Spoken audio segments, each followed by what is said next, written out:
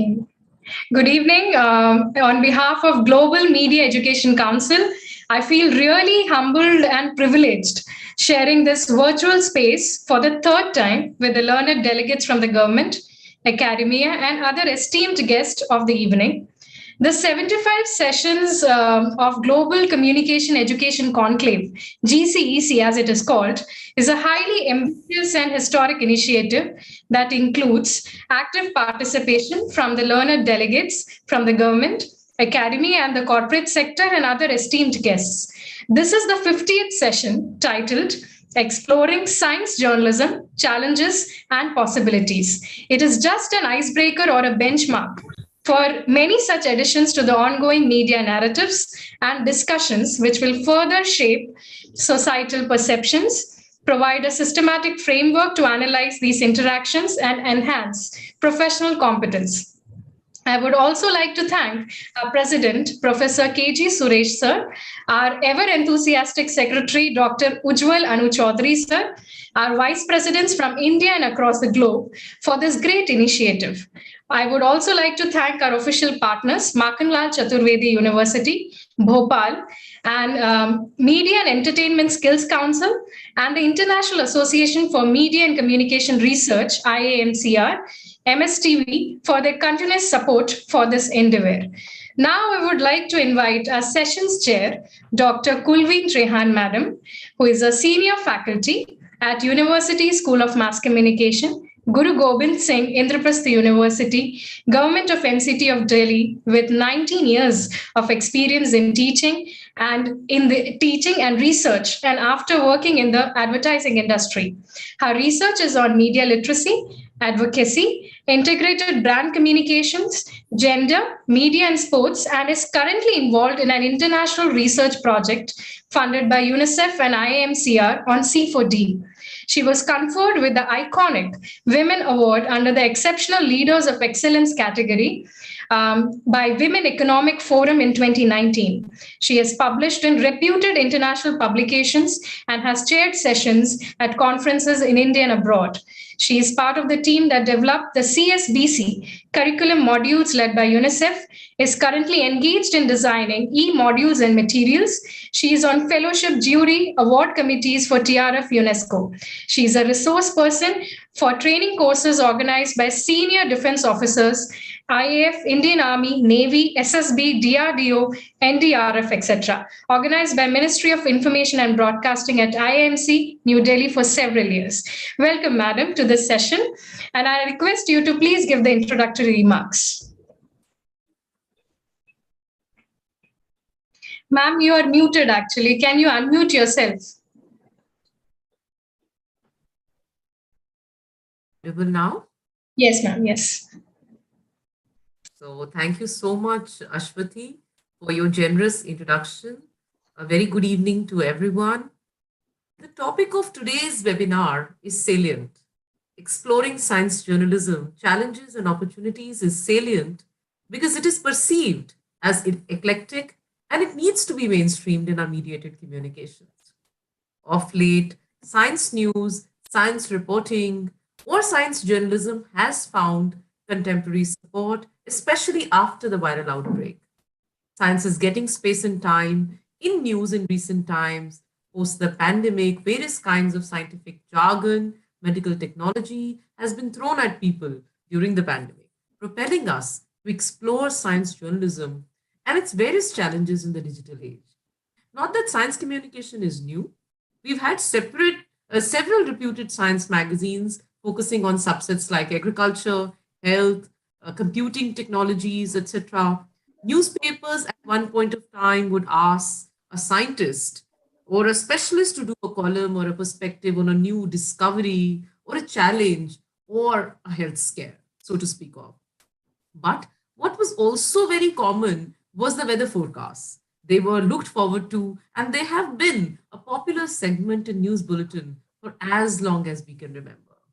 Years ago, it was just the scientists who were communicating in the public domain. In many ways, the idea was to popularize complex looking scientific jargon and terminologies. But science stories in mass media have been around. These channels have existed. Who who wrote those stories. That has varied over a period of time, and there have been cultural semiotics, social aspects to who's written and why. Mass media's interest in science has remained steady throughout the period, whether it was about technology of warfare, whether it was about discoveries of planets and galaxies, or advances in the medical care. Journalists were finding, stories to tell. And it was in that sense, these three areas were easy for the journalists to sell to their editors. Many times, science reportage was on the margins and it was not able to be mainstreamed in terms of what kind of placement, position, or content, and the nature of content would be part of any publication or any mass mediated communications, so to speak of. It has been what we've seen also over a period of time in our country. Scientific news is overwhelmingly print oriented and it focused largely on biomedical topics. Now, there are some questions which we need to visit as we reframe scientific reportage in the digital age, that whether the science journalists, they follow the scientific norms. What are the issues of accuracy and objectivity in terms of grappling with writing scientific content for various kinds of communication channels? Now these questions we continue to negotiate, and that is why this particular webinar becomes extremely salient. We are today engaging critically with top panelists on these questions, and I'm glad that we're talking about it, because these discussions will hopefully lead to some clarity and a collective way forward in making science journalism the specialized area as it should be. Thank you. We look forward to this discussion with our esteemed set of speakers now. Over to you, Ashwati.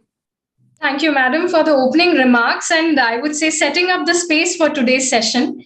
So here we have a great panel to discuss and deliberate on this theme further, inviting interesting insights.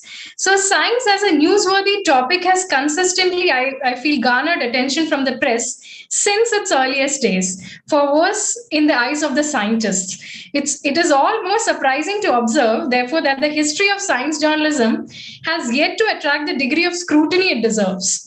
So, in the years to follow the end of the First World War, I believe, science news eventually evolved into a recognizable genre, facilitated in part of the growing professionalism, as we term as objective journalism or objective reporting methods. So, it was regularly featured in newsreels in the cinema, as well as on the fledgling BBC wireless network from its start in the 1920s.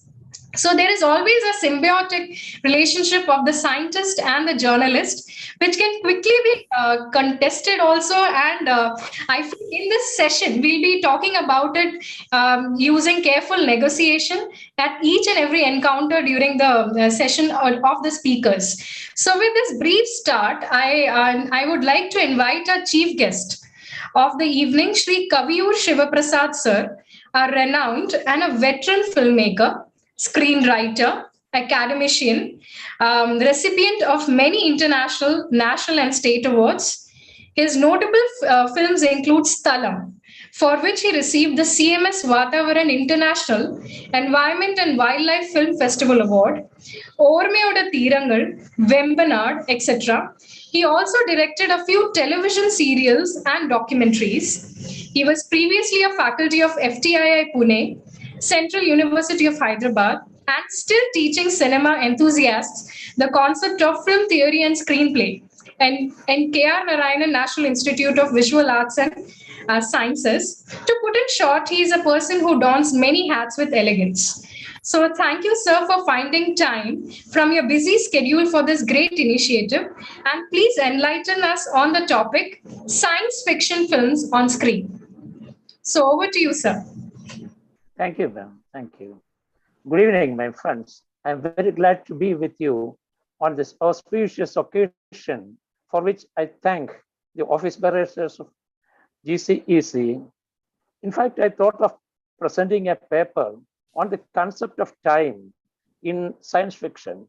As you are aware, the subject is very heavy one to be dealt with in the short time span. So I just made a short focusing on science fiction films of Stanley Kubrick, 2001: A Space Odyssey also. The concept of time is elaborated in several science fiction films, especially the Bank of Astrophysics. Time present and time past are both perhaps present in time future, and time future contained in time past. If all time is eternally present, all time is unredeemable.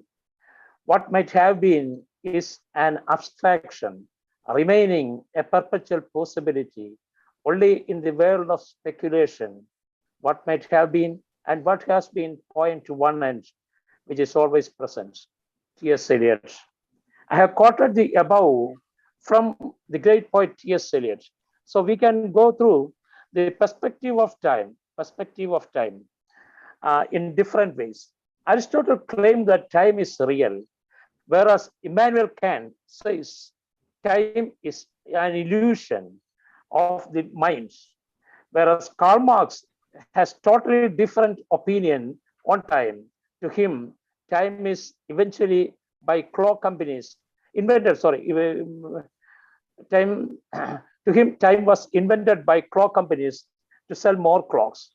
But Henry Bergson provides the different perspective in time. In his creative evolution, he used the cinematographical apparatus as an analogy for how the intellectual approaches reality. Cinema, as he used cinema time related, of course, to the cinematographical mechanism very creatively. A running film measures 24 frames per second, that is 1.5 feet, to create the illusion of movement. Thus, the Bergsonian idea of duration can be demonstrated by means of cinematic concepts. Many science fiction films dealing with the time are popular, especially in H.G. Wells' The Time Machine. Wells wrote the novel in 1895. He was twice adapted. It was twice adapted to cinema.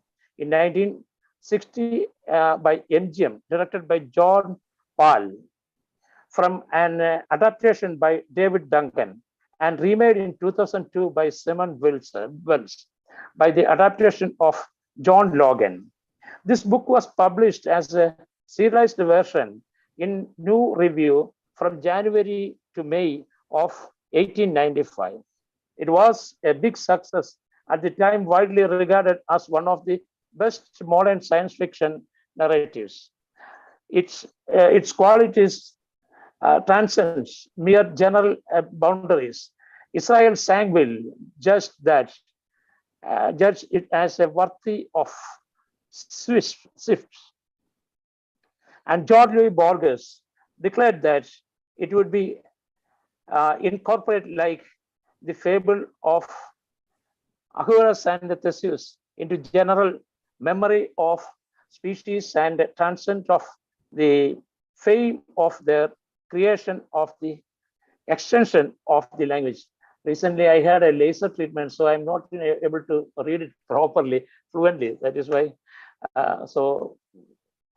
Anyway, let me continue it. The novel had a complex gestation period.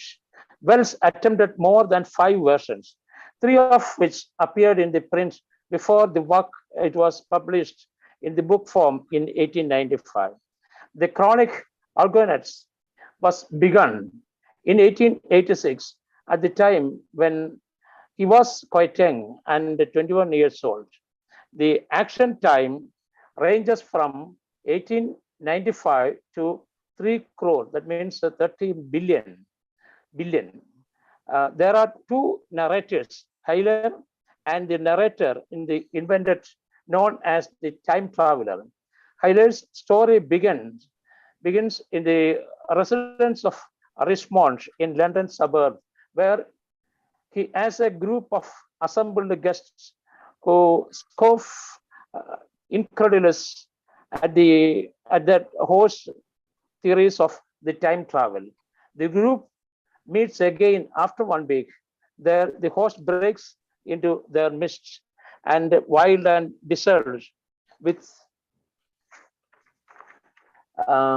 incredible story to tell. He has just returned from the year 80,270, where he encountered what the first seemed the ethnic paradise of childlike human beings called Eloi. He soon learned that the other race of subterranean creatures called Morlocks held in Eloi in a thrall of terror, feeding and clothing them only to prey upon them for food. After several encounters with the bestial creatures, during which the travelers new French, the beautiful Vina is killed. The traveler flees into the far future where the encounters horrible monsters. There are crab-like creatures and things like huge white butterfly that have taken over the planet. Like, the Harry Potter or such type of things are also, this is actually the inspiration or for those type of science fiction films also. Returning still further into the future, and he sets the machine to year 30 billion, where the world is as an abominable desolation inhabited by liverworts or legends and blob-like animals. A round body creature with tentacles and floats on the Red Sea. The terror-stricken traveler treats black to present. His story is ridiculed by his guests, despite the flower of the pocket, the gift from Vina, and which cannot be classified by the subsequent texts. A few years later, traveler tells the narrator of the intention to return to the future and secure proof of his history with his camera. The traveler departs, leaving behind only the mysterious flowers, where to be heard from again. The film version of the novel are listed by Harry M. Goodell, and a definite type of machine, two of which in a 1973 Canadian version and a 1979 adaptation by Henning Sculptures are unavailable. George Pell's reputation by the mid of 1950s rested primarily on the special effects fantasies like War of the Worlds, that was in 1953, adapted from H.G. Wells' novel, and the time the Wells estates approached Pal and offered him an opinion on other Wells stories that interested him. He chose the time machine and appointed David Duncan to write the screenplay. Pal had to wait 6 years before he found the interested lead roles. Interested producer Salt Siegel. Two relatively unknown actors, Rod Taylor and Petre Mimikin, were chosen for the lead roles. The theme of the time machine is announced immediately. Over the operating credits, we see a succession of different kinds of mechanical clocks, a sequence later imitated in the opening of Back to the Future in 1985. One other thing is that we can see the opening sequence of Bergman's Cries and Whispers, also such type of things. A montage he has created also. The film cuts short of Big Ben and then cuts again to the room in the home of one George Wells were dozens of clock sticks and gong away in the symphony of man springs. We are in England at the turn of 20th century. Wells had brought in a group of invited friends with an amazing story to tell. Now we are going to let me have a talk with discussion about 2001: A Space Odyssey. The film is directed by Stanley Kubrick, adapted by Stanley Kubrick and Arthur C. Clarke. Both people are writers in science fiction, and Notification works on space travel. Clarke wrote The Sentinel, the short story focusing on man's discovery in 1996 of a large metallic pyramid as moon. The narrator theorizes it was placed there by extraterrestrial aliens and the Sentinel to allow the man's intelligence in 1964. Stanley Kubrick wanted to make a film about the alien intelligence. Then he turned to Clarke and they then collaborated as a novel and initial 130 pages treatment and screenplay. Clarke described their writings for the novel and screenplay as one of the constant interactive feedback. There are several parts. The part one is this. It traces the experience of the colony of prehistoric apes and brightens whom the moonwatcher discovers the use of tools. Though his close encounters with Elaine placed transparent slots of the age in his simian tribe again, and understanding of the power of weapons that propel his species towards the world domain. Clarke explains the aliens' placements of the slots are many universe-wide experiments in generating intelligence on other words. Part two jumps to a futuristic space age. It is important to understand that Kubrick's famous mascot is a editing technique which often filmmakers use, and it is action matching, and it is actually a jump cut also directly, and the ape tossed the bone spinning against the blue sky and space station in the orbit. It turns at the space, it makes a cut, a mascot. Action is matching. The bone he threw up, and it turns as a spaceship also. It was designed as an action mascot and turned as a jump cut when American moon explores, uncover a second solid black monolith which releases the radio message towards the stars.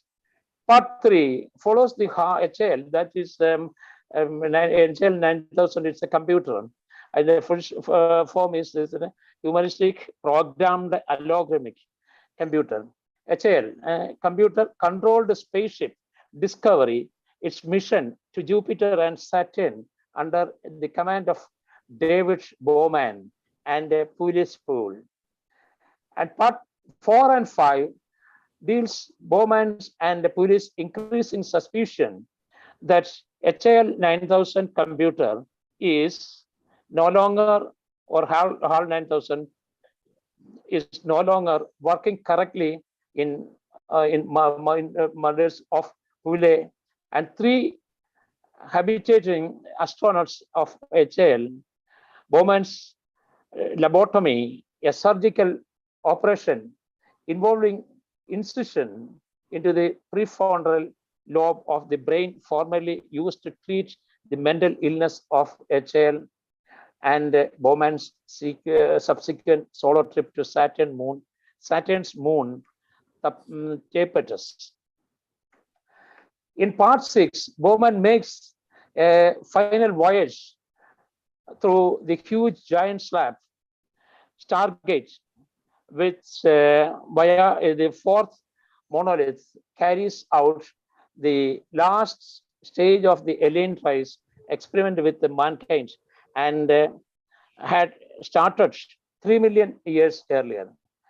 This last stage in this Clark's childhood end seems to be the kind of Emersonian. Ralph Waldo Emerson, he was born in 1803, May 25th, and 1882, April.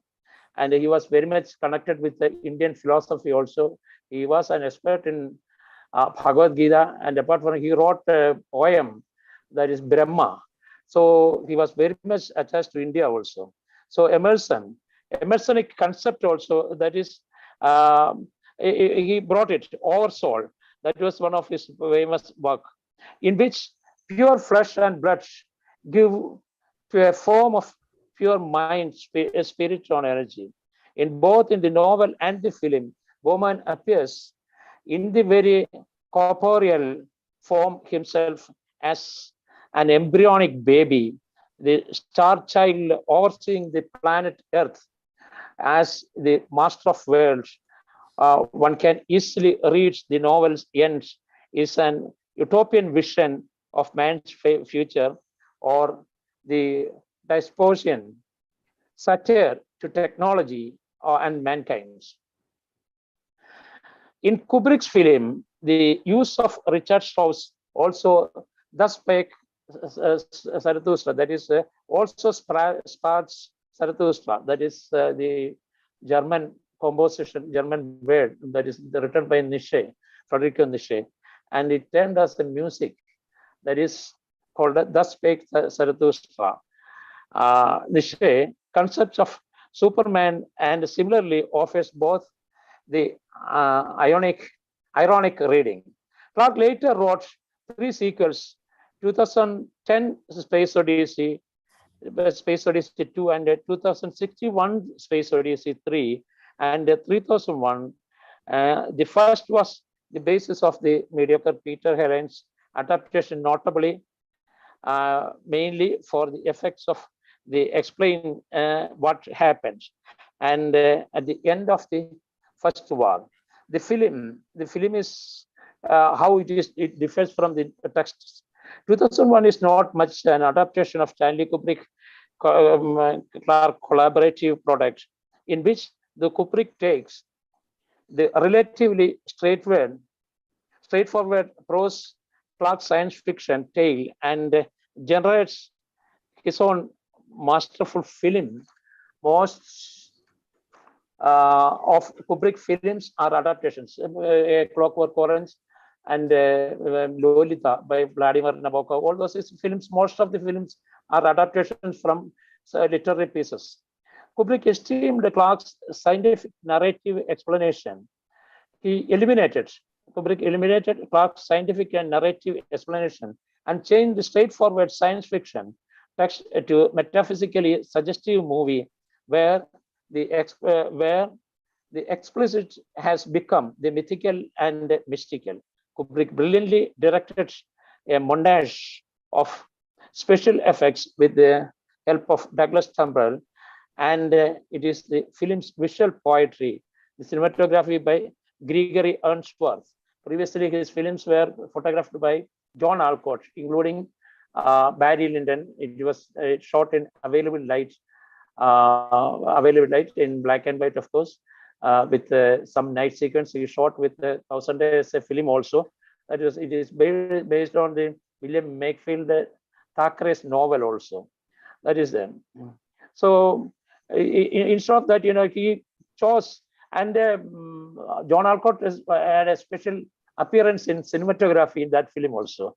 Some portions he shot it also. Gregory Ainsworth, the majestic scenario of the image and soundtrack of Defiance 2001. Kubrick spent 18 months to shoot 205 special effects shots using the technical processes that Kubrick himself created and designs. He has made a special thing also. Given in the original short story turned screenplay, and then turned simultaneously to Kubrick's film and Clark's novel, 2001 defies traditional adaptation theory.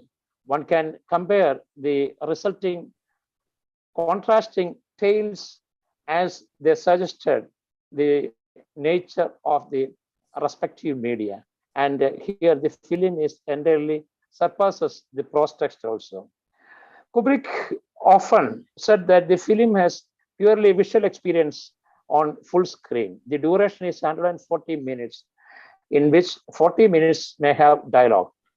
In the novel, literal explication of an that might have remained the mysterious and magical. The film's obscurity excite the novel's explanations boring, and we can assume that the process of working simultaneously on the novel and screenplay constrained the writer to be free from evocative prose. A child nervous breakdown is much more eerie and unexplained in the film also. The Frankenstein implication, Frankenstein, you know, it is Mary Shelley's one particular character is there.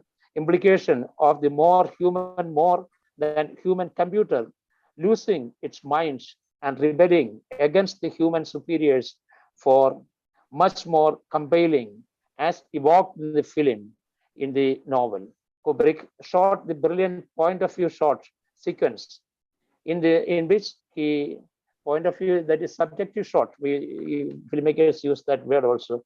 Point of view sequence in which an effect became a paranoid, a child trying to reach the lips of two astronauts, conspiratorial whispering. It was not the prose of 1960s psychedelic imagery of Bowman's final hallucinatory trip through the space and time. That is designed by a well-known painter, Jordan Belson. It is very, he says, it is color without shade. Such type of a scheme was followed in that film also. Shot in Kubrick with and hallucination trip and the space time. Shot with the Kubrick's own invented switch scan. That is the machine which he used.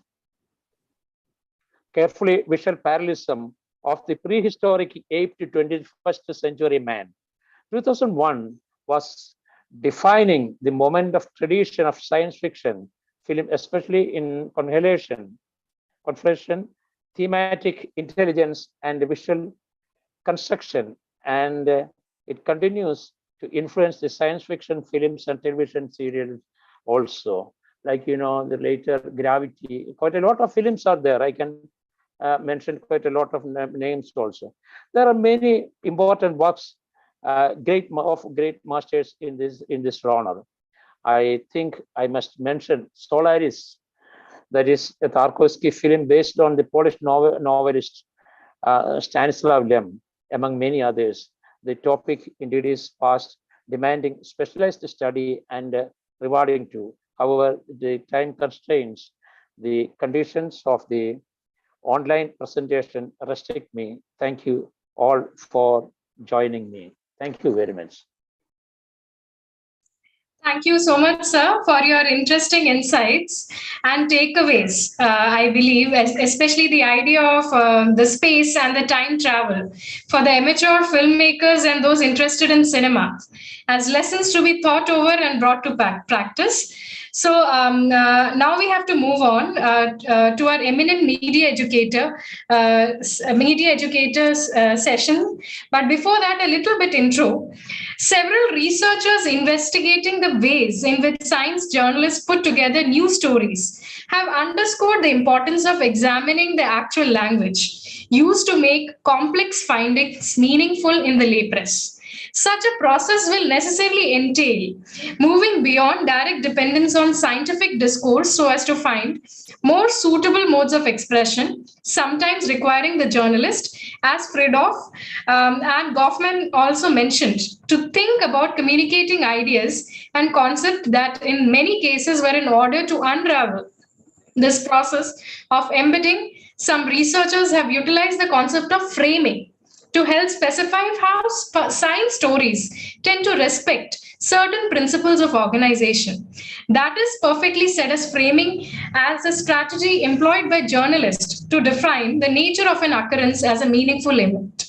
This connects us to the topic of exploring science journalism challenges and possibilities of our eminent media educator, Dr. Anil Kumar Vadavadur, a journalist turned academician with 37 years of professional experience. He's a columnist, media historian, and author of 56 books.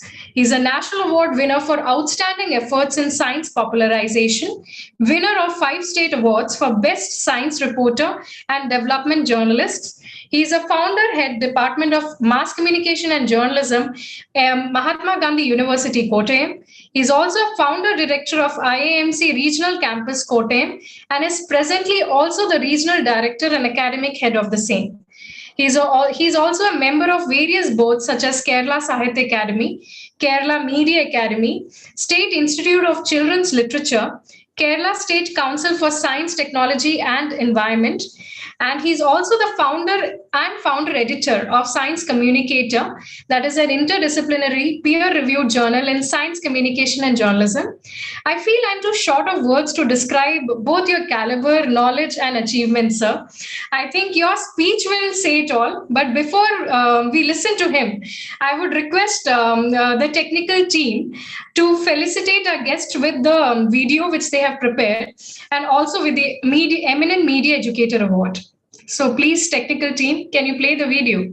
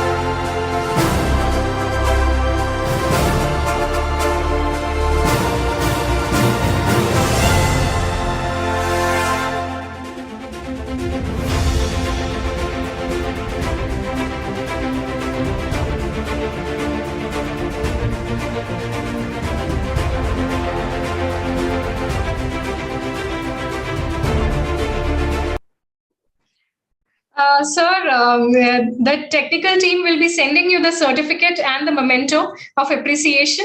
We are waiting for your speech, actually. So over to you, sir. Professor Kaviyur Shivaprasad ji, Professor Kojo Yanka, Dr. Kulveen Trahan, Srimati Ashwati Mary Varghese, and Ms. Shatarupa, and dear friends, Namaskar and good evening. I do consider this honor as a recognition to the fraternity of science communicators and science writers. Thank you, respected Professor Suresh ji, Professor Ujjwal ji, and Srimati Ashwati Varghese, and the executive committee members of GMAC. You know, science journalism is having less takers and little followers. And so I have a different perspective to this subject.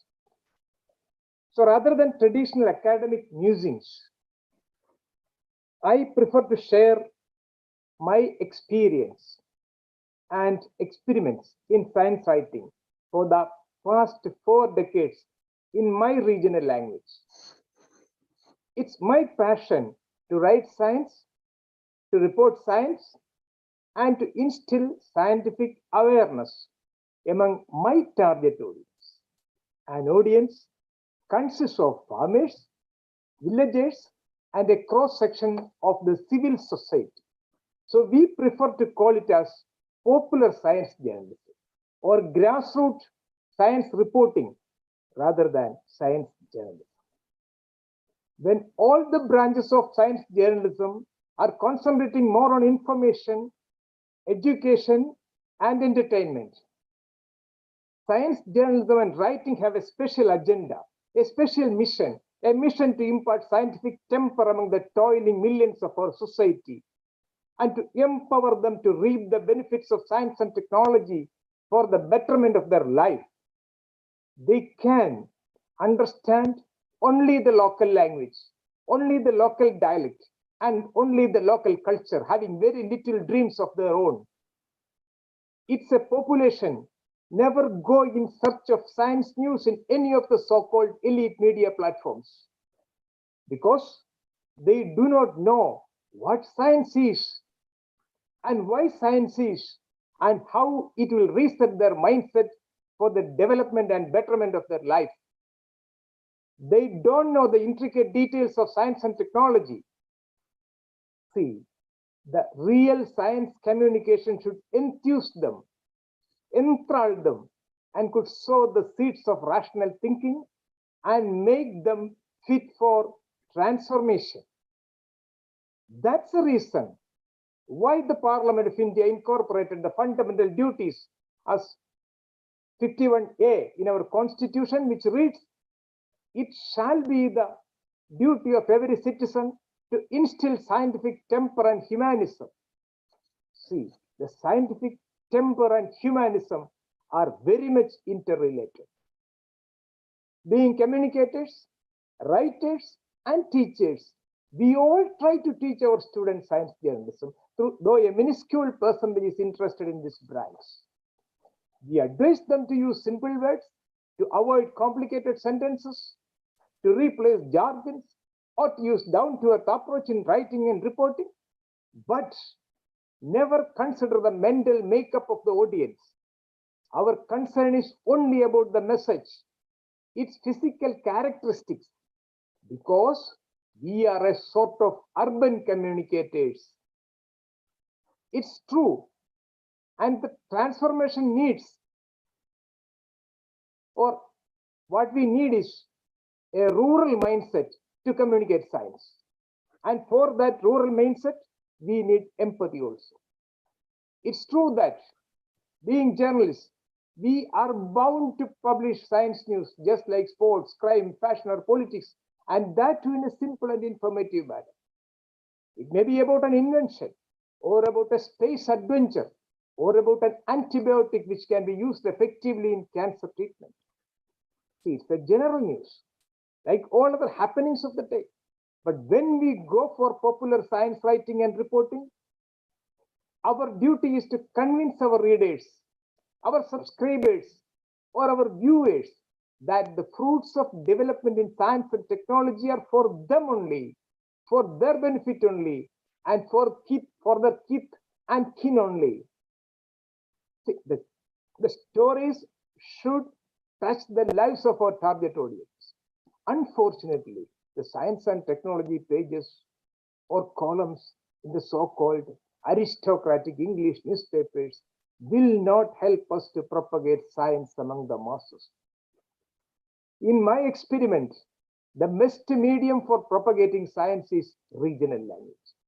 It will help science to percolate to the lower strata of the society. See, the toiling millions, the taxpayers, they are the sponsors of our S&T activities with their hard-earned money, tax. So it is their right to know the activities, or rather the progress we have achieved in our laboratories and R&D institutions. And they are the majority of subscribers of any newspaper or any newspaper TV channels. The grassroots science communication needs no theorems, no formulas, no jargons, no diagrams. It should be accurate, palatable, and interesting. It should touch their lives of the audience, their minds, and arouse sentiments. I'm writing a popular science column for the past 14 years in Malayalam without break.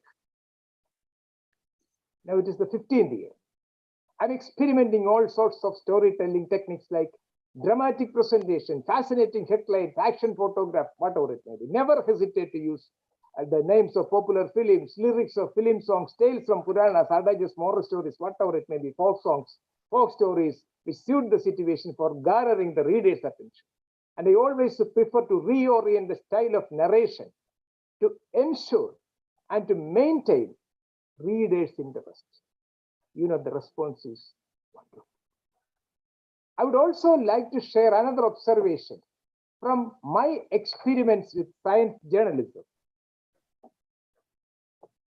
All the routine areas like sports, crime, and politics in reporting are having the same templates universally.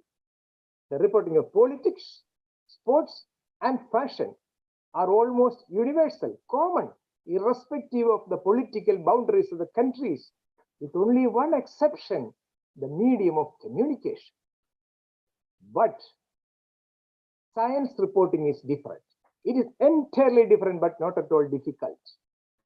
I do believe that there is no universal language or no universal templates for reporting and writing science, because science communication is regional specific.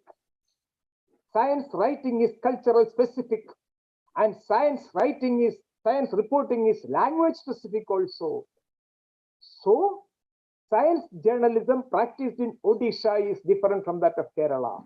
It practiced in US may not be applicable in Bangladesh or Nepal.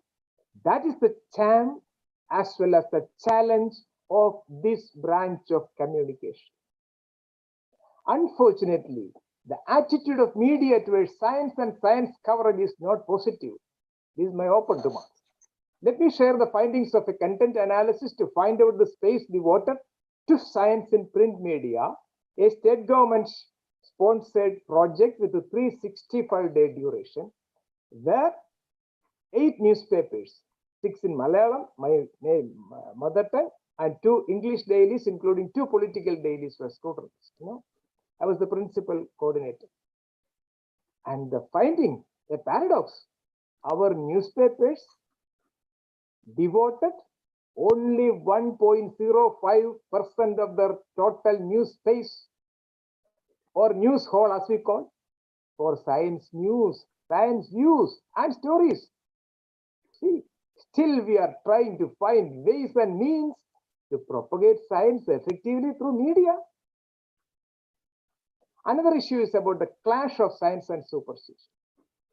Advocates of rational thinking often identify die-hard beliefs, customs, and superstitions as the stumbling blocks in popularizing science.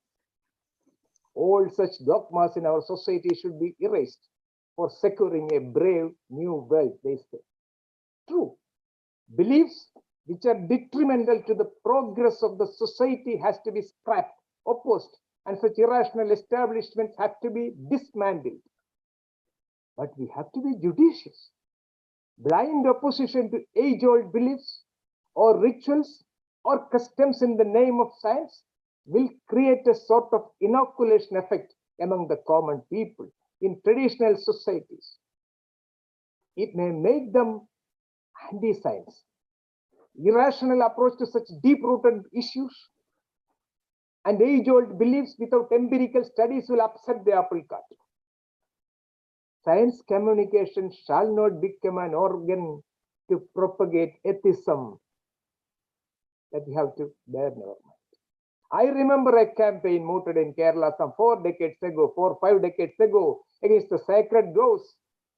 In local society, we call it a Sarpaka, because serpent worship was irrational and unscientific. True. And such groves should be cleared. There was a campaign. Consequently, all such lush, green, sacred groves, virgin wetlands, thousands in number, were destroyed. And you know the result. Within a short span of time, all such areas were faced severe water scarcity, steep rise in atmospheric temperature, and sharp loss of biodiversity. And now the government is trying to rejuvenate these sacred groves by giving subsidy. Quite unfortunate. It is true that the media has an important role in eradicating dangerous superstitions and to make the society rational and modern, just like the role played by Sambat Kaumudi and the great Raja Ram Mohan Rai in his war against the Sati system. But in my experience, or rather I hope in our experience, the role of present media is on the reverse. I'm sorry to say, exceptions are there, of course. Many want to divide people in the lives of communities and caste and trying to placate the powerful communal forces, communal powers, by popularizing their blind superstitions. You can observe unhealthy religious practices and irrational customs rather than popularizing science for the good of the society. Pseudoscience is becoming a way of life. Pressure groups like creations are getting prominence. Some of our mainstream media in the regional languages are in the forefront of, I don't want to name them, in the forefront of such pampering of anti-science groups. They vehemently attack vaccination drive, blocked audio drives, spread smear campaigns against COVID vaccination. Sponsored research and organized publicity given to the results of such research projects is yet another issue to be answered. I don't want to elaborate due to the paucity of time. See, the language it belongs, that is Malayalam. It's having a 200-year-old wonderful tradition in popularizing science through media. The editors, poets, reporters, essayists use their pen to instill scientific temper for the past 150 plus years. The then editors and writers fought against destruction of forests, promote modern medicine, to propagate scientific farm practices.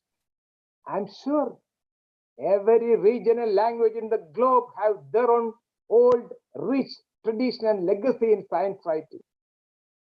Unfortunately, many of our successors are not in the line.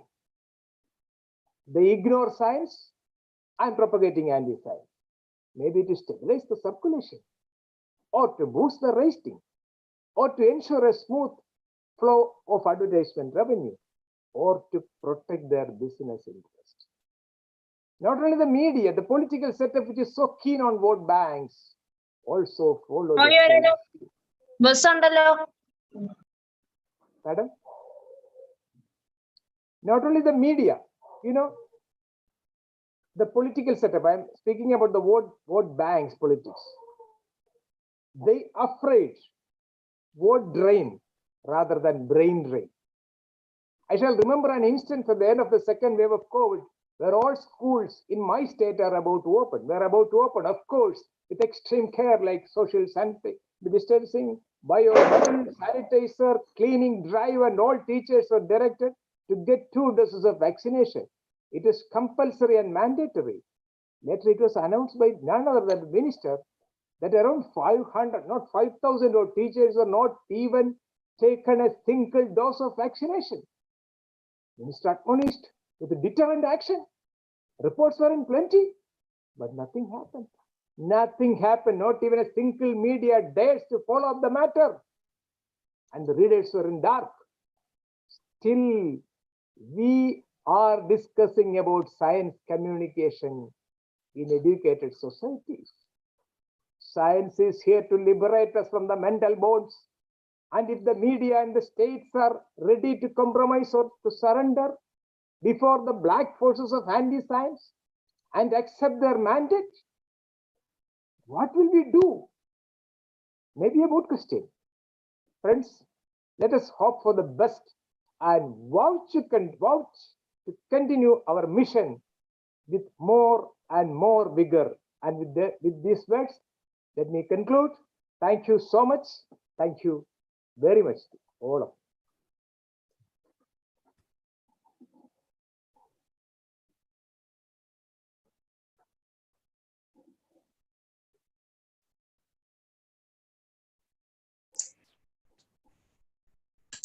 you. Okay. Thank you, sir, for this really thought-provoking speech on this core topic and taking us on a voyage of interesting insights and deliberations, especially the whole idea of pseudoscience, which the present media follows. Now we need to move to our next speaker, that is the keynote speaker. So our keynote speakers edition is very special, I believe, because I tried for Kojo Yanka sir previously in my previous session, but that didn't happen.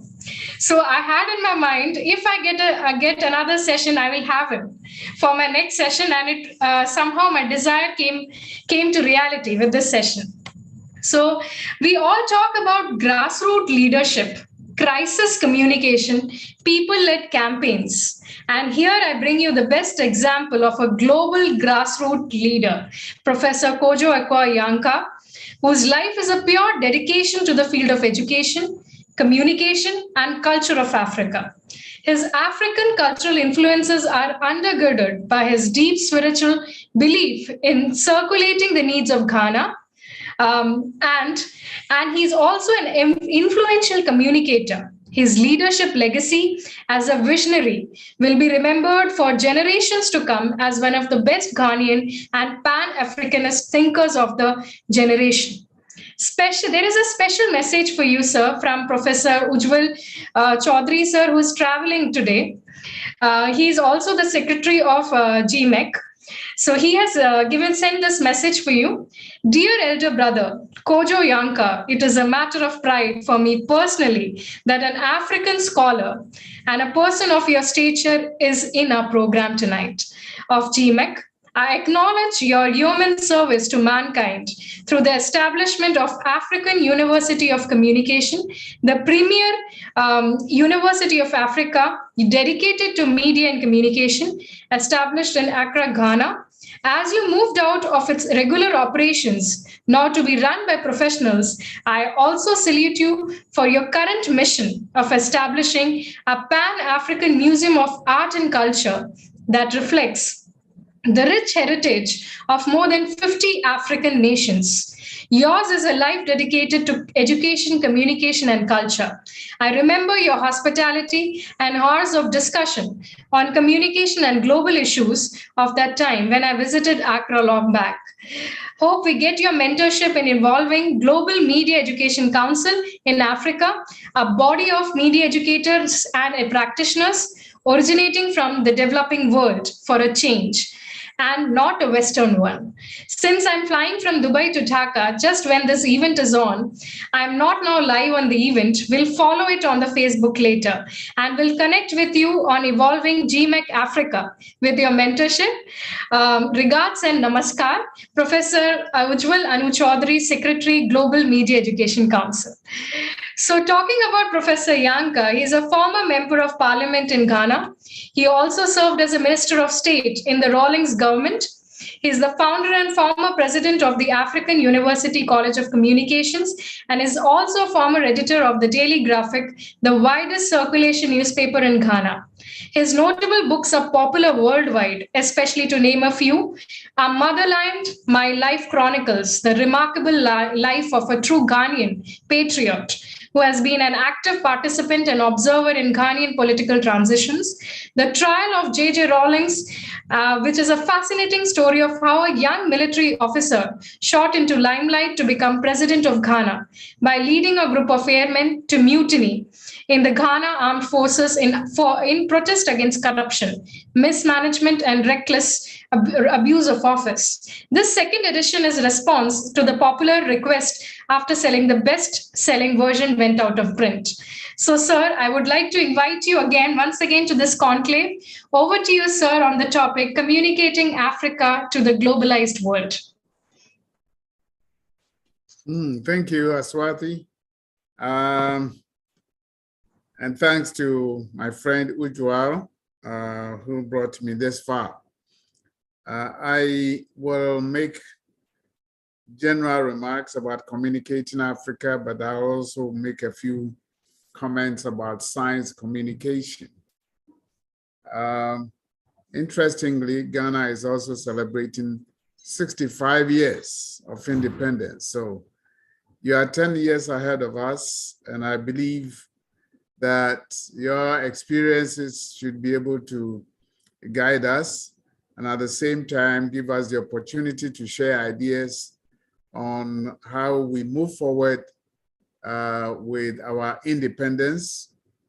That is, if it is really independence based on our own culture and indigenous ideals. So thank you once again. And thank you, Dr. Anil Kumar, for that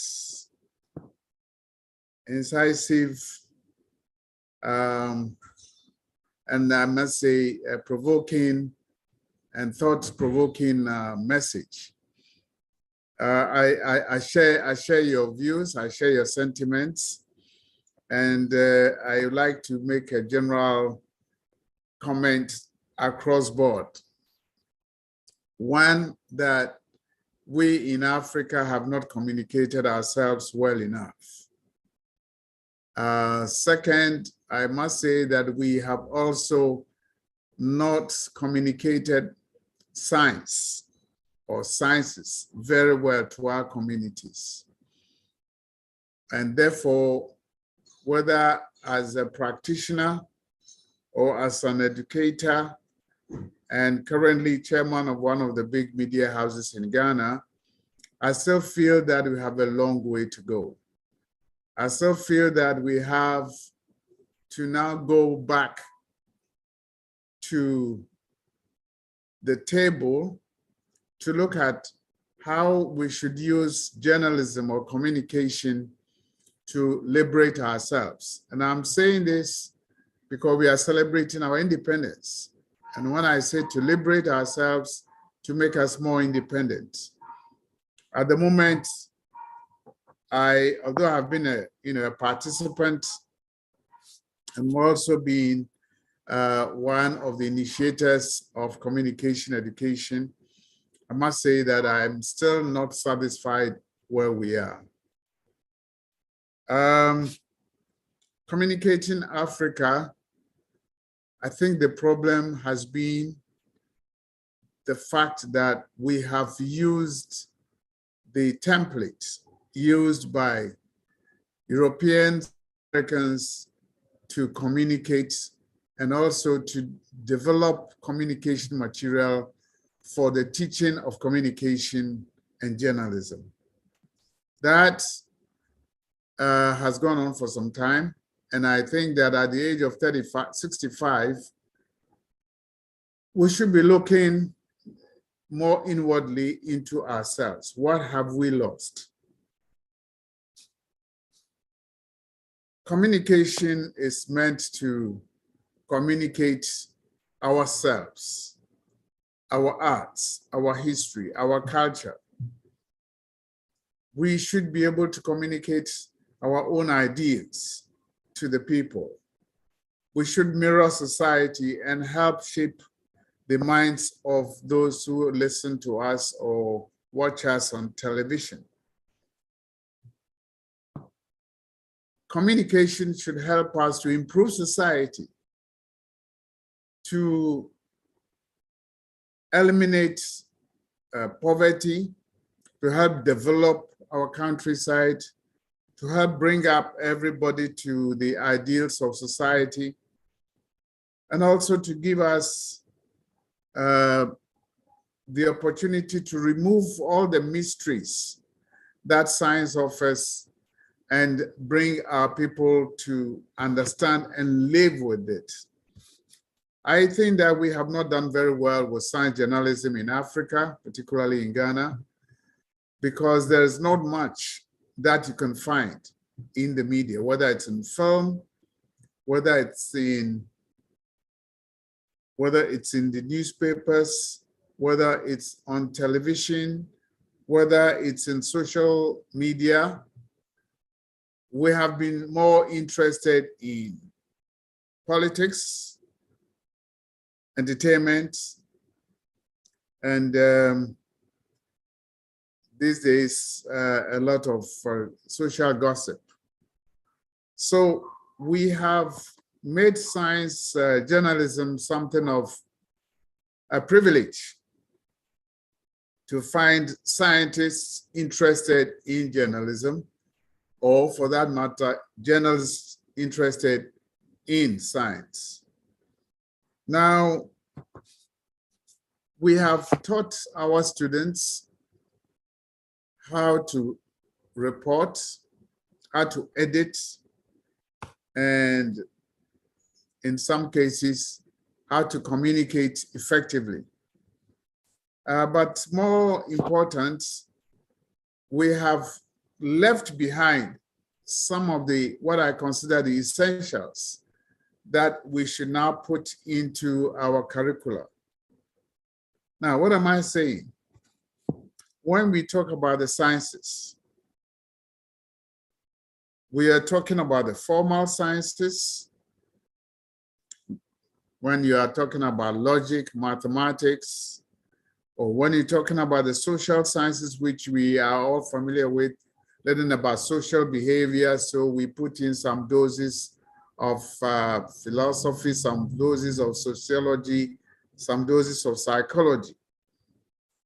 But we have the larger field of the natural sciences, the cosmology, the physical, the geological, and the various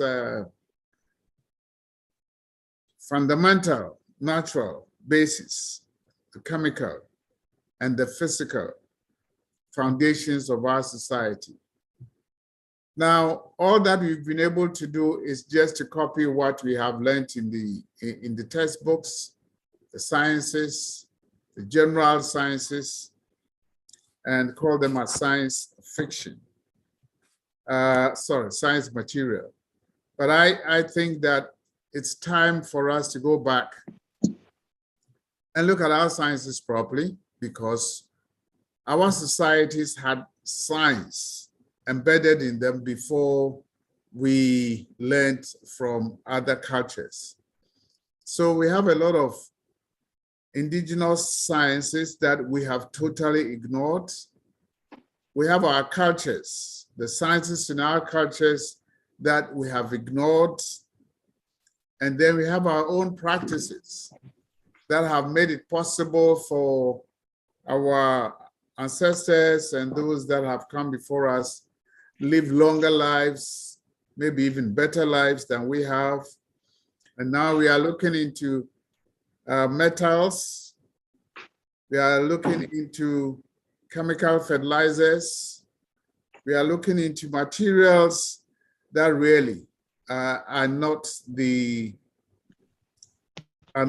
our inventions. But that is not to say that they are not important. They are unimportant. I'm saying that we need to prioritize the sciences that we want to teach our society to liberate them. Now, when we talk about sciences, again, in journalism, we want scientists to give us the information. At best, all that we report on are, well, a scientist is giving a lecture, or there's some scientific discovery, or the president or some minister for science and technology is making a presentation. So what we do is we report on them. We don't do enough commentary on them. We do not do enough analysis of what they have said, because we have not provided ourselves with science desks in our various media houses to be able to deal with them.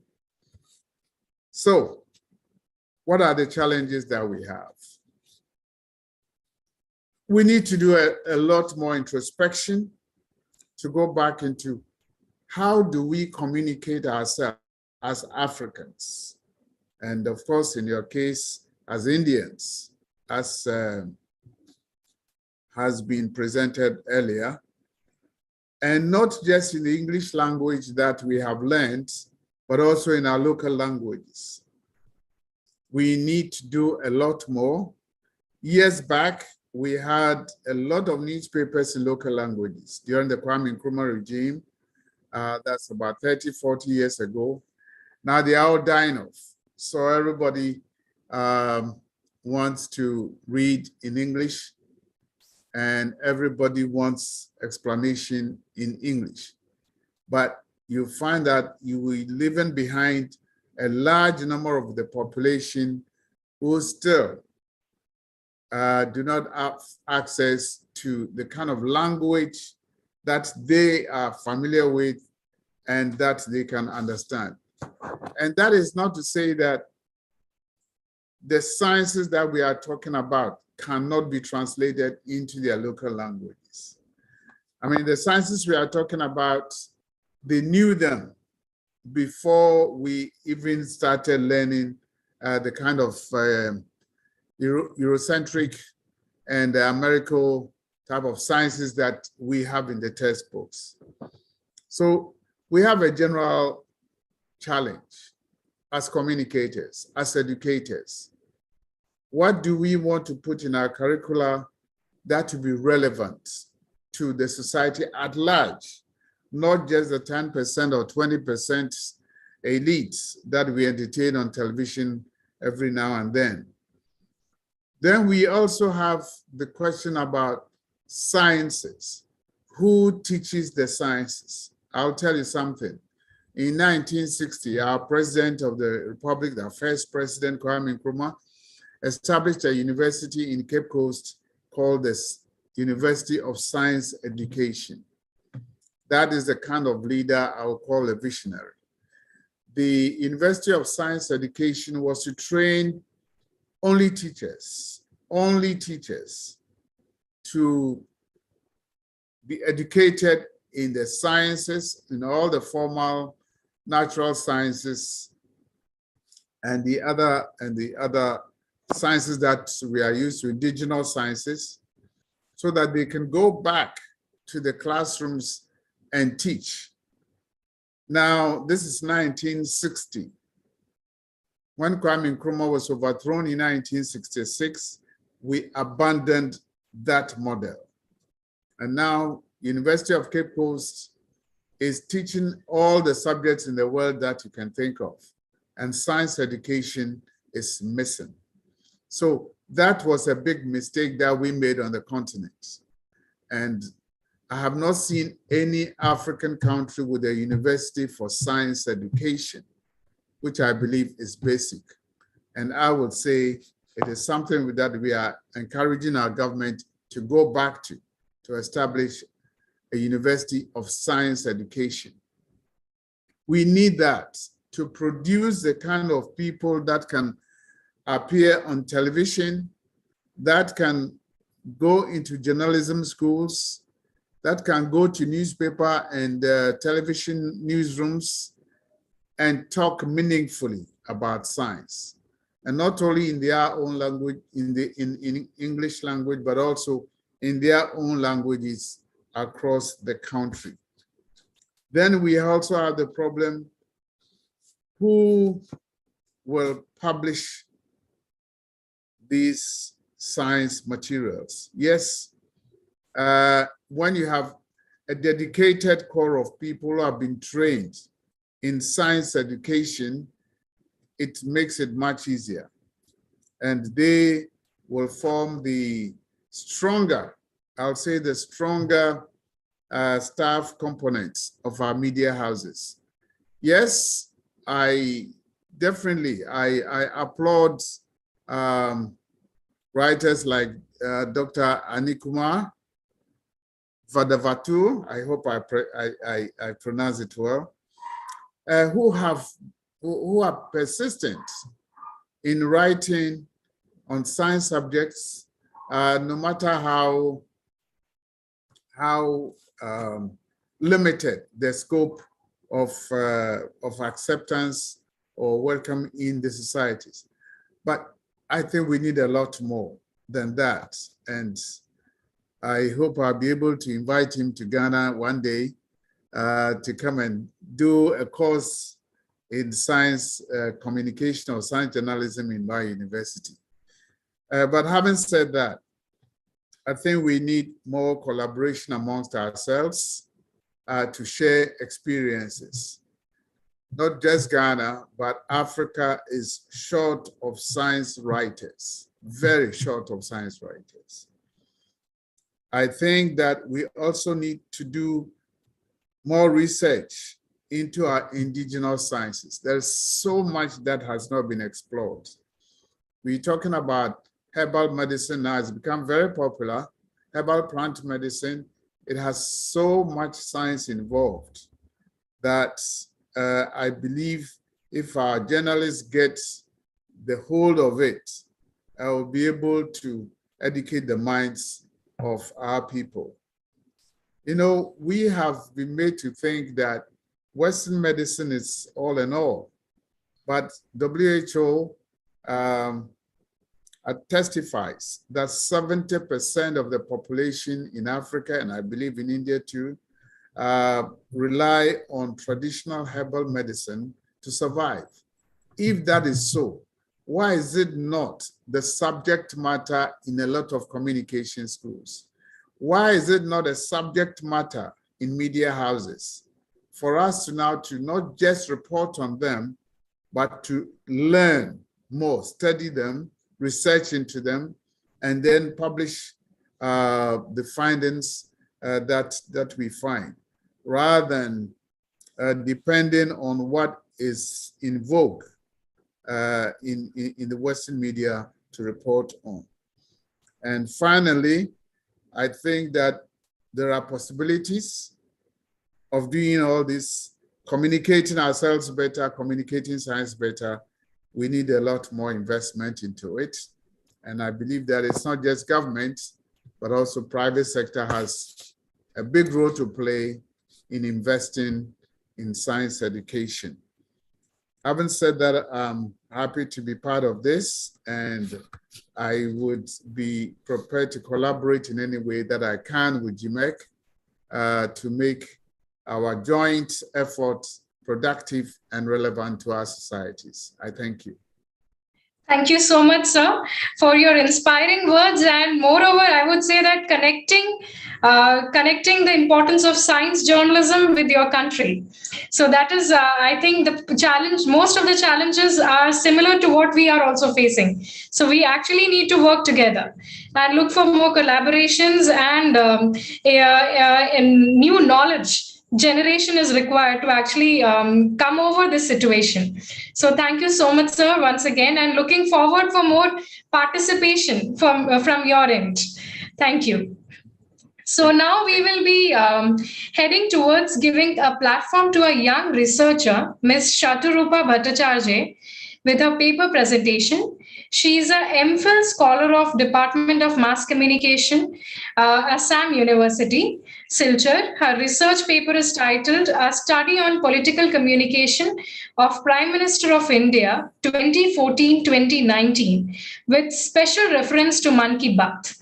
So, Shaturupa, you can take over. Thank you, ma'am, for such a warm appreciation and introduction. I thanks all the panelists present here and the members present here. So my topic is on a study on political communication of Prime Minister of India 2014 and till 2019, with special reference to Man Ki Baat. So political communication of Prime Minister Narendra Modi is basically a multi-layered and a multimedia entity that is available all over the world.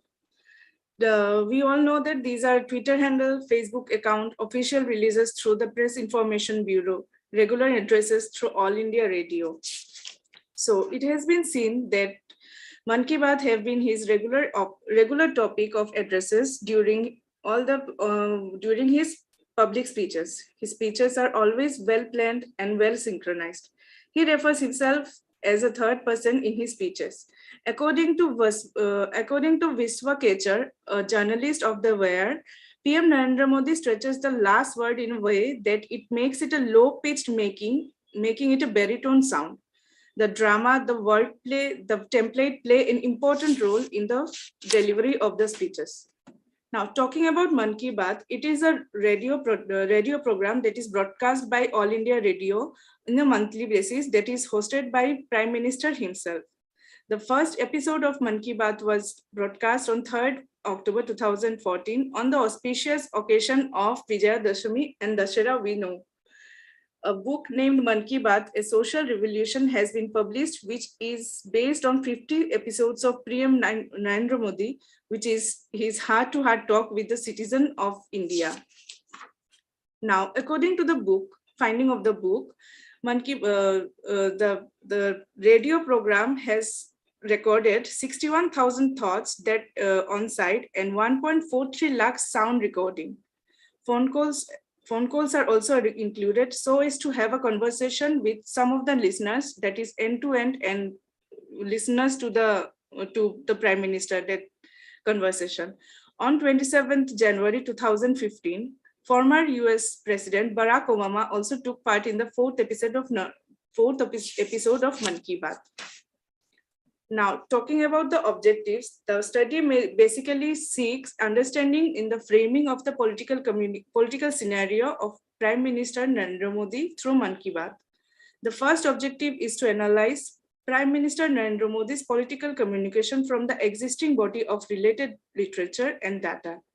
The second objective is to find out how Narendra Modi has convinced the new generation youth to support him through Mann Ki Baat. The third objective is to find PM Narendra Modi's interest areas across all the states of the country. And the fourth objective is to find out his agenda building and framing of political communication through Mann Ki Baat.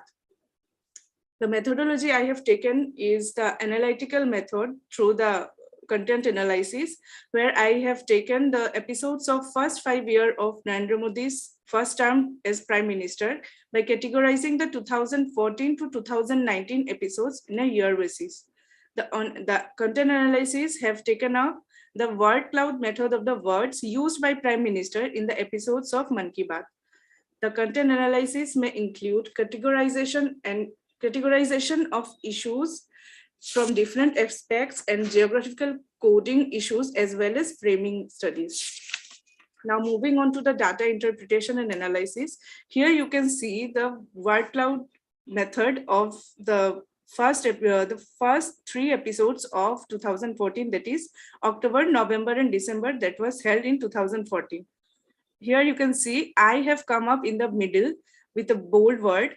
So the number of word usage, like the I had been used for 208 times, followed by U for 102 times, then we for 70 times, R for 60 times, people for 38 times, country and countrymen for 15 and 10 times, whereas India has been talked about 5 times.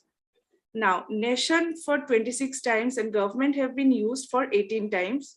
Family, children and kids were talked about for 11 times. Drugs has been talked for about 20 times, cleanliness also for 20 times, addiction for 16 times. Whereas Mann Ki Baat have been emphasized for 15 times in the 3 episodes of 2014, and Khadi have been talked for 7 times in the 3 episodes of 2014. Now moving on to 2015 episodes, that's starting from January to December 2015. The word I, you, R, and we have been emphasized more by PM Narendra Modi. Why the word I has been used for 586 times, U for 334 times, while R have been used for more than 200 times. We have been, my have been uttered for 161 times, whereas people, country, and countrymen have been used for 86 times each. The word nation, government, suggestion have been used for 104 times each. Even we know that in the month of January, US President Barack Obama participated in the program. So he has been addressed for 25 times in a row. Words like water, farmer, and yoga has been talked for 41 times. Shatrughan, your slides are not to be seen. Can you play the slideshow? Yes, ma'am. Your slides are not to be seen actually. Okay, yeah. Is there any problem? Let me see, ma'am. Yeah, now it's playing. Okay, ma'am. Yeah. Okay, ma'am. Then I'll go in this way only. Yes. Yeah, okay, ma'am. So moving on to 2016 episode, that is from January to January to December. Even in this year also, Narendra Modi has talked about himself, and I have come up with a large number of number of words. So I has been used for 757 times, U for 334 times, R and V for 420 and 520 times.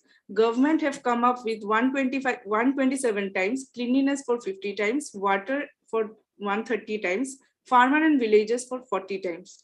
Exam students and children have come up for 39, 50 and 43 times. Young and friends have been used for 55 times. Mobile for 35 times, money and yoga for 50 times each. And Mann Ki Baat have been uttered for 57 times again. Now talking about 2017 episodes, the word I have come up here also again in 757 times, U for 463 times, country for 162 times, nation for 43 times, and India for 222 times. Government have been spoken for 66 times, freedom for 34 times, movement for 53 times. Festival has been spoken by him for 49 times. As we know that he talks about festivals and addresses about festivals in all the months in whichever way. And he has also spoken about Gandhi and then other personalities. So Gandhi have come up for 42 times, Khadi for 35 times, women and youth for 42 times each. Freedom have also come up for 34 times, and movement for 53 times. And the last word cloud of 2019. Oh, that's 2018. That's not the last one. This 2018 time. Yeah, the word I have come up with 391 times, R for 342 times, my have been uttered for 188 times, whereas world for 117 times, society for 71 times, 53 village has been spoken for 33 times. Yoga, air and water have come up with 33 times each, and farmers have been addressed for 43 times, work have been addressed for 44 times. Here also, Narendra Modi ji has used the word festival and games for 39 times each, and government and power for 32 times each. Now this is the episode of last two episodes of 2019 before his first term were ended. That's the first 2 months of 2019. There's January and February. The last two episodes he concluded his first tenure of prime ministership, and the word I have been used for 79 times. R has been used for 71 times. Country have been used for 38 times. World have been talked about for 10 times. Democracy and elections have been talked for 8 times. Students and examinations have been talked for 8 times and 13 times. And then Subhash Chandra Bose have been also addressed for 13 times, and Sant Ravidas for 9 times. This is basically the month of January and February. So in this month, it has been seen that PM Narendra Modi speaks about the anxiety and mental health of the students. So he talks about exam sessions and all these things that happens in these two months. So these words have been used for more times. This is the cumulative word cloud of the whole episode of 5 years. That's from October 2014 till February 2019. Here I have been used in all the episodes for 1,880 times, followed by U for 1,166 times. R have been used for 1,086 times. Examination and study have been used for 20 and 25 times. Children have been addressed for 110 times. Youth and young have been addressed for 123 and 145 times, whereas government and cleanliness has been talked about for 150 times each. Women and society have been talked for 130 times. Water has been talked about 206 times. World has been talked about 309 times, whereas development of villages and farmers have been talked for 150 times each, followed by festivals for 110 times, life and health for 285 times. This is like the word cloud method. Now coming up to the findings, it has been seen that the special characteristics of Narendra Modi's political communication we can decipher is that his monthly addresses all his monthly addresses he has talked to the public and wishes the public on various festivals.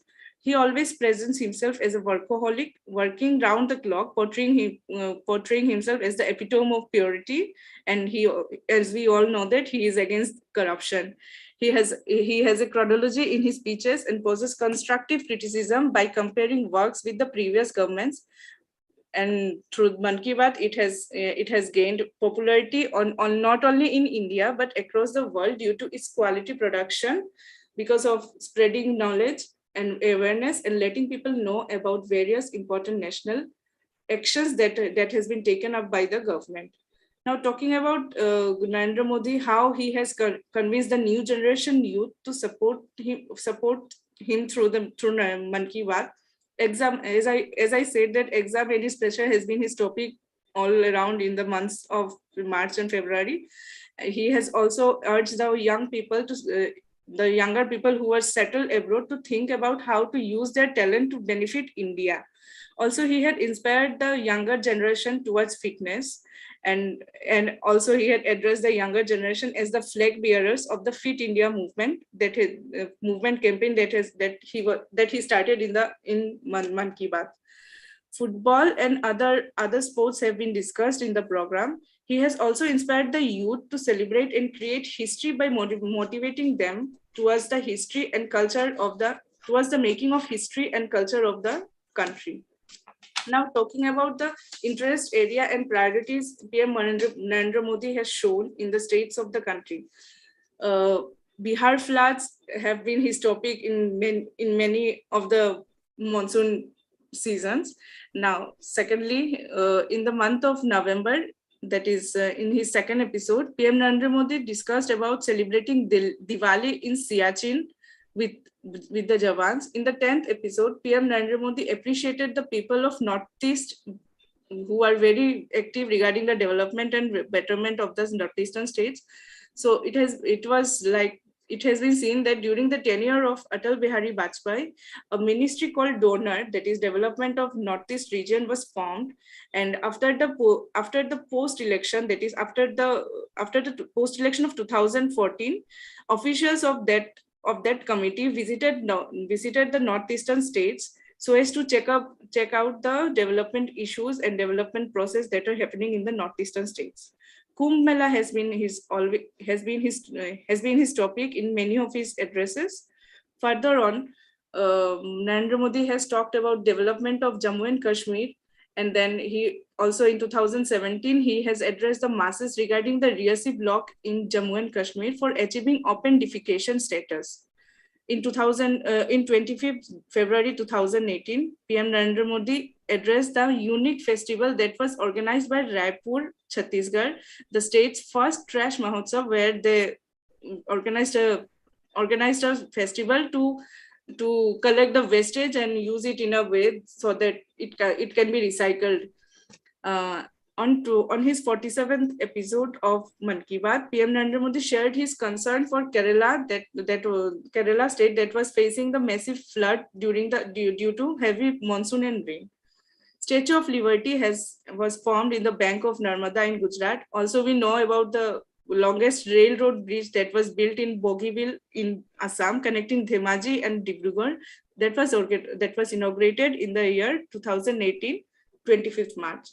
As we all know that as on 14th February, that is the last episode of 2019, during his first tenure, the deadly Pulwama incident happened where the 42 Jawans were being killed by the Pakistani jihadis. The episode started with a very heavy heart of PM Narendra Modi, and he talked about the loss of valiant soldiers. Now talking about his agenda setting and all, PM Narendra Modi has tactfully connected to the citizen of India through his radio talk show. He put tremendous efforts to build up the scripts and discuss the development and issues of the people. The campaigns like Selfie with Daughter, Swachh Bharat, Clean India movement have been his topic. So it has led to the strategic development and long-term perspective of development of the country. The scripts are the scripts are framed in such an easy language with that a common man that are in the grassroots can also personally get attached and amiable to the show. They can also listen to the show. Talking with the people, PM Narendra Modi discusses about various issues that can help in forming public relations. The apolitical characteristics of Mann Ki Baat has helped in connecting with the youth. Mann Ki Baat always focuses on sharing ideas, some inspiring stories that are related to the field of culture, art, and tourism. PM Narendra Modi address on youth and society has also helped in gaining attention of youth towards the radio program. Now finishing with the conclusion. From the above study, it has been analyzed that PM Narendra Modi has always talked about the development of farmers and implementation of various schemes and campaigns.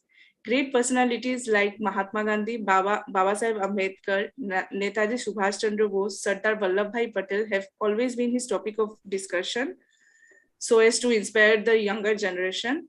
The apolitical nature of the scripts have helped in get connected to the youth. And then various initiatives launched through the radio program has helped in gain the public relation. The initiatives such as Swachh Bharat, Beti Bachao, Beti Padhao, Selfie with Daughter have done wonders in setting agenda by PM Narendra Modi. The radio show has also helped in acting as a hypodermic needle in implementing the initiatives and changing the society, which have helped in development and progress of the nation through economic growth.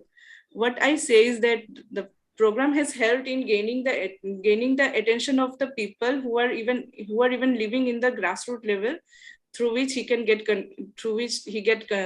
connected and helps in gaining him public relations. So that's it for all. Thank you. Thank you, Shatarupa, for your presentation, and wish you best for the research project. Thank you, ma'am. Thank you, ma'am, so much.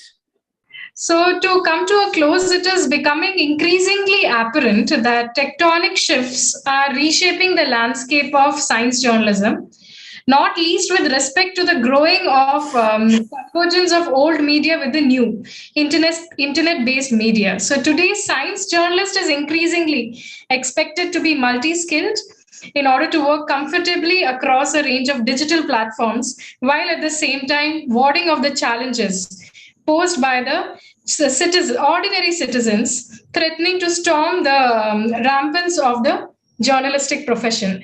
So I would request now to Dr. Kulveen Madam to also give the closing remarks for the session.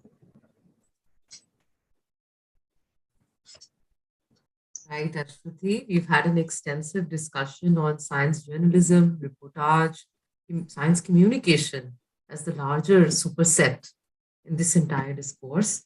We started out with Siva Prasad. Sri Siva Prasad ji talked about science fiction on the screen, and he brought in the dimension of time in screenwriting, in scripting science fiction. And he also illustrated, he used his narrative, he used his illustrative understanding to establish time as a conveyor in science-based storytelling. And that is why he exhaustively explained science fiction in the due course. What was interesting was, of course, today's articulations by Dr. Anil Kumar. Dr. Anil Kumar, first of all, many congratulations to Dr. Anil Kumar for the felicitation. He presented his experiences as a science communicator, underlining issues of popular science writing, and of course, the need for grassroots science communication and science journalism. He elucidated upon the utilitarian value of what science is, how science can be used for betterment of life, emphasizing upon the interrelatedness of scientific temper and humanism. Advocating hugely, underlining it time and again, use of science through regional language. So that is something which we need to factor in, while trying to increase space, because we've been talking about scanned reportage, marginalization of science in reportage. So he's brought in a very valid point here. Why should science be demonized? If you have to, remove the demons from the science, make it relatable, make it in the local language. Yes. What was a standout part of this discussion was also Professor Kojo Yonker's address. He examined how journalism can liberate ourselves. That was almost, a re-examination of the entire context of localization in this narrative of the global world. He highlighted the communication of Africa, or communicating Africa, so to speak of, has been flawed because most of the concepts, the theory of modernization itself has been borrowed from the West and from Europe. So the focus should be on what is Africa, how Africa feels, believes, opines, and therefore communicates itself to the world. Mirroring themselves to the world is perhaps an idea, which is one of our biggest takeaways in this discussion today. And of course, he wants to sharpen the focus on indigenous sciences and practices. Thank you, Professor Kojo, for a very valid intervention here. And like you said, we look forward to collaborating with you. India in its indigenous, in its native understandings. One of my recent publications also revolves around the idea of nativization of text. So I can relate to it in that aspect of imagined communities. And of course, our research scholar, Shatarupa, brought in another dimension, that is political communication, frames used in the content, in the media text. The media text she chose was, of course, Man Ki Baat. And she's brought in quantitative content analysis, and some of the frames were visible to her in her analysis. All the best to Shatarupa for looking more, for deeply probing the interrelatedness of these frames, and if there are some latent frames also which she's not been able to decipher as of now. So many thanks for such a wonderful session to all the eminent speakers, and thank you, Ashwin. Thank you so much, ma'am, for being a part of this, and also the audiences who have been actively listening to this session, both on this Zoom link as well as the YouTube link. So good night to everybody. And I would say good evening to Kojo Yanka, sir. So thank you all. Thank you.